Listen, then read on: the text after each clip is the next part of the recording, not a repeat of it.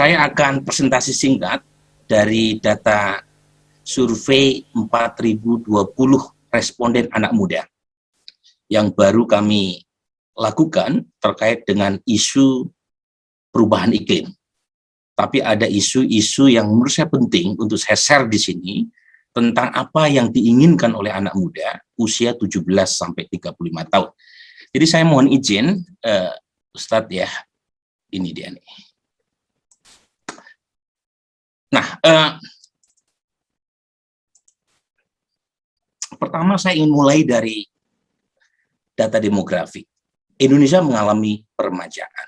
Jadi hasil sensus terakhir tahun 2020, generasi Z, yaitu mereka yang lahir pada kurun tahun 97 sampai 2012, itu mencapai 75 juta lebih, atau setara dengan 27,9% dari total populasi. Generasi milenial itu mencapai 69,9 juta. Total, kalau kita gabung antara generasi Z dengan generasi milenial, itu mencapai 52%. Ini bukan angka yang kecil. Nah, bagaimana dengan pemilihnya? Kalau tadi total populasi termasuk mereka yang nggak punya hak pilih. Kalau kita lihat data, ini data yang saya olah dari proyeksi BPS tiap tahun. Mengapa saya mulai tahun 2015? Yaitu mereka yang lahir pasca Soeharto dan pertama kali punya hak pilih, usia 17 tahun, itu dimulai tahun 2015. Nah, kalau kita lihat, mereka yang usia 17 sampai 21 tahun, di tahun 2015, itu hanya 11,6%. Tahun 2020, proporsi anak muda usia 17-21 tahun ini, itu naik hampir 100%, menjadi 21,3%. Sementara proporsi pemilih tua, mereka yang usia di atas 55 tahun, tahun 2015 cuma 17%, tahun 2020 itu hanya tinggal 12%. Jadi karena ada sunatullah ya, saya kira ada proses alam yang membuat pemilih tua makin lama makin mengecil. Nah, ini problem yang mungkin tidak kita alami, tetapi justru menimbulkan masalah baru di tahun 2045. Seiring dengan peningkatan tingkat harapan hidup, anak muda sekarang tingkat harapan hidupnya meningkat, dan di tahun 2045, seperti yang disampaikan oleh Presiden PKS tadi, kemungkinan masalahnya adalah aging, problem penuaan. Jadi sekarang adalah era terbaik buat bangsa Indonesia, termasuk PKS, untuk memanfaatkan bonus demografi. Karena struktur populasi kita 52% berasal dari kelompok anak muda. Dan ini tentu saja punya implikasi elektoral yang luar biasa. Karena ada 41% per 2020 adalah mereka yang usia 17 sampai 30 tahun. Nah, apa masalahnya? Nah, kalau kita lihat dari data studi dari Alfara misalnya menunjukkan satu potret buram tentang generasi muda. Jadi Alfara mengatakan peningkatan populasi anak muda di Indonesia tidak diikuti oleh kualitas dan kuantitas partisipasi politik yang baik. Studi lain juga mengirim alarm yang kurang lebih pesimis, yang mengatakan bahwa anak muda teralienasi, anak muda kurang begitu aktif dalam politik, dan anak muda menganggap bahwa politik tidak bisa mengubah keadaan mereka.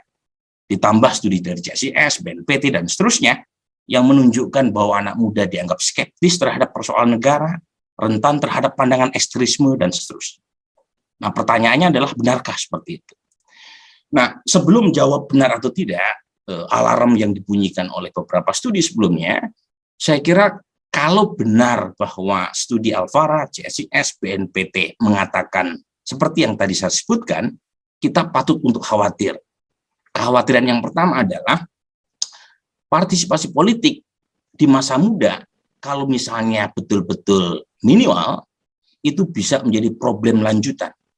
Karena generasi muda sekarang yang dianggap tidak aktif, maka ketika mereka makin meningkat usianya, maka mereka juga tidak akan begitu aktif secara politik. Itu yang pertama. Yang kedua adalah partisipasi pemuda yang dianggap rendah itu juga menurunkan kualitas democratic governance. Mengapa? Karena orang atau decision makers atau partai politik elitnya tidak tahu apa yang menjadi preferensi warganya. apalagi anak muda yang menempati struktur piramida populasi terbesar di Indonesia. Dan terakhir adalah legitimasi. Jadi kalau misalnya anak muda betul tidak partisipatif, anak muda kurang kritis, anak muda dianggap kurang aware terhadap persoalan publik, juga akan menimbulkan problem legitimasi.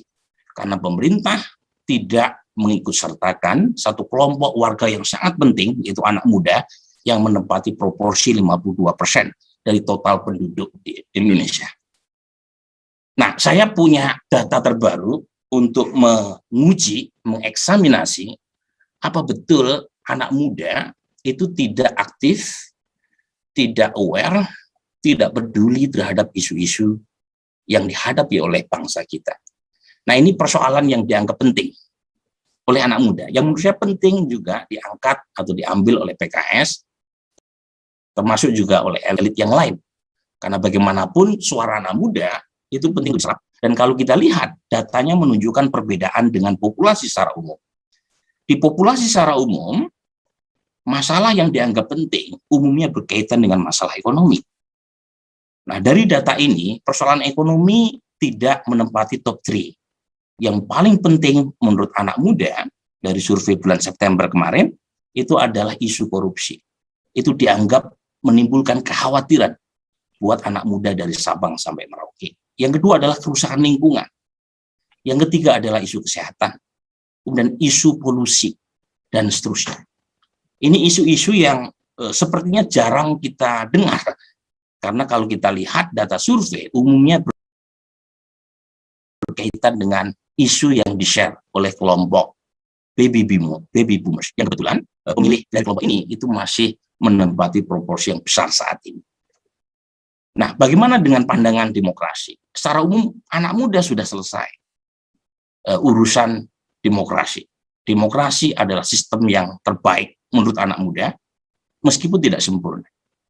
Bagaimana dengan evaluasi mereka terhadap demokrasi? Secara umum, anak muda jauh lebih kritis. Yang warna hijau adalah persepsi dari survei populasi umum, yang warna oranye adalah populasi anak muda di bulan Maret 2021. Jadi Bapak sekalian bisa cek di sini, mereka yang menganggap Indonesia kurang demokratis saat ini di kalangan populasi umum 27%. Di kalangan anak muda populasinya jauh lebih tinggi, 40%. Indonesia saat ini dianggap kurang demokratis dibanding sebelumnya. Bagaimana dengan politisi di Indonesia secara umum? Apakah mewakili aspirasi masyarakat atau tidak? Hampir 2/3 anak muda mengatakan tidak mewakili aspirasi masyarakat sama sekali. Jadi kesimpulannya adalah anak muda tidak benar kalau dikatakan tidak aware, tidak peduli. Mereka sangat melek politik, tapi kritis. Justru karena melek politik, aware terhadap persoalan yang terjadi di sekitar mereka, mereka cenderung tidak mau terlibat dengan urusan politik secara praktis. Tetapi ketidakterlibatan mereka dalam urusan politik secara praktis, itu bukan berarti mereka anti politik. Nah, di sini kesempatan sebenarnya buat PKS, dan karenanya saya ucapkan tahniah, selamat ya kepada PKS yang baru saja melaunching satu program berkaitan dengan The Next Leader Project dan PKS Muda Institute. Itu satu terobosan untuk membuka kanal, ya, membuka katup yang selama ini menyumbat aspirasi anak muda yang merasa bahwa politik secara mainstream itu dianggap kurang begitu mendengar aspirasi mereka. Jadi kalau misalnya partai secara umum gagal menarik minat anak muda untuk politically engage, maka partai itu juga akan kesulitan untuk melakukan proses regenerasi. Dan partai akan dikuasai oleh elit-elit tua. Dan terjadilah gerontokrasi. Jadi problem ini problem yang saling berkaitan. Anak muda kehilangan ruang katup untuk aktualisasi, partai kehilangan sumber rekrutmen dan regenerasi, dan akhirnya negara kita mengalami problem gerontokrasi yang muncul dalam proses kontestasi nasional didominasi oleh 4L, lu lagi. Dan akibatnya makin tambah apatisme anak muda terhadap persoalan politik. Jadi ini kesempatan di tengah populasi anak muda yang makin meningkat, ya, partai termasuk PKS harus menawarkan program yang menarik. Jadi pendekatannya bukan sekedar dari sisi anak mudanya yang harus dituntut untuk meningkatkan integritas dan kapasitas diri, tapi partai juga melakukan proses membuka diri, menarik ikon-ikon anak muda di pucuk pimpinan partai, dan mereka diharapkan bisa menjadi semacam jubir dan etalase yang baik untuk menarik minat anak muda secara lebih umum.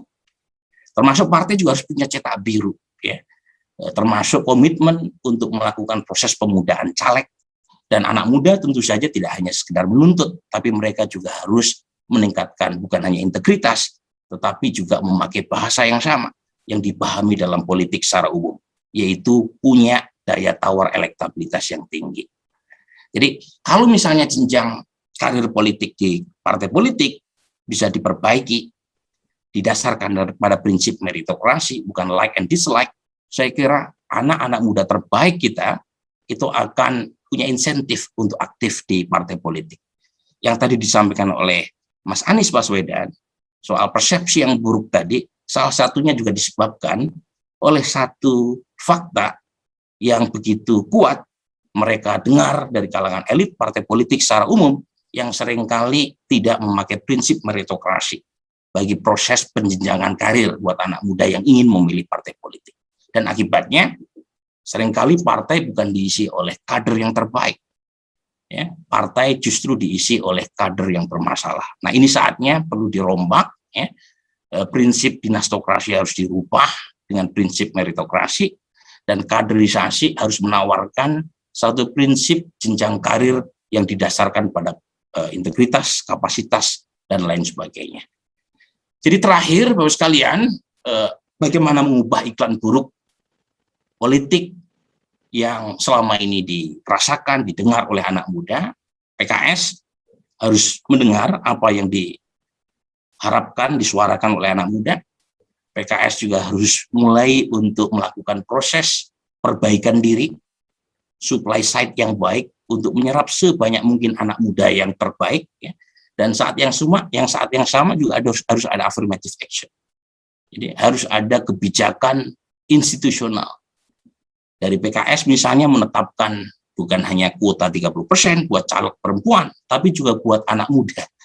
Dan saat yang sama pula, tentu anak muda bukan sekedar menuntut, anak muda juga harus menunjukkan bahwa mereka bisa agile, mereka bisa kompetitif, mereka punya integritas yang lebih, dan mereka punya kemampuan investasi sosial, sehingga ketika bertarung dalam politik elektoral, mereka bisa menunjukkan tidak kalah dengan politisi yang kawakan. Saya kira itu, terima kasih. Akhirul kalam, Assalamualaikum warahmatullahi wabarakatuh.